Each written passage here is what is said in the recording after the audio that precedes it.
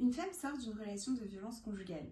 Dans ce cas, en thérapie classique, on interrogerait probablement ce qui l'a conduit à s'engager puis à rester dans la relation en se focalisant sur son manque d'estime d'elle-même. Mais ce n'est pas forcément regarder le problème du bon côté. Je m'appelle Rebecca Lévy-Guillain, je suis docteure en sociologie et sociothérapeute et je reçois dans mon cabinet à Paris depuis 2 ans. Plus jeune, j'ai cherché un accompagnement capable de penser ensemble mes problèmes d'attachement et les rapports de pouvoir qui structuraient les situations que je vivais. Je ne l'ai pas trouvé. Dans 2 suivis psy, mes souffrances relationnelles ont été exclusivement renvoyées à mon enfance, jamais à ce qui les nourrissait dans le présent. Et de ce que j'entends en cabinet, c'est que mon cas n'est pas isolé. La psychologie regarde votre histoire intérieure, vos vulnérabilités, vos schémas. La sociologie nomme les rapports de pouvoir qui structurent vos vies. Mais elle reste à la porte du cabinet. Quand on y entre, on parle plus de ce que vous traînez du passé, moins de ce que les relations vous font aujourd'hui. Reprenons la femme du début. Quand une femme comme elle entre dans mon cabinet, on commence par nommer ce qu'elle a subi.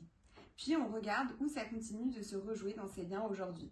Au travail, dans la famille, dans les liens qu'elle reconstruit. C'est ça l'articulation que raconte ce livre. Ce livre est pour vous si vous avez les mots pour nommer les dominations, les rapports de pouvoir, les violences, mais que ces mots ne changent pas grand-chose à ce que vous vivez. Si vous avez conscience de ce qui se joue dans vos liens, mais que vous retombez quand même dans les mêmes schémas. Si vous avez quitté une thérapie avec le sentiment qu'une partie n'avait pas été nommée. 3 chapitres théoriques, puis 6 cas cliniques mettant en scène le récit de 6 personnes dont les histoires en recomposent beaucoup d'autres.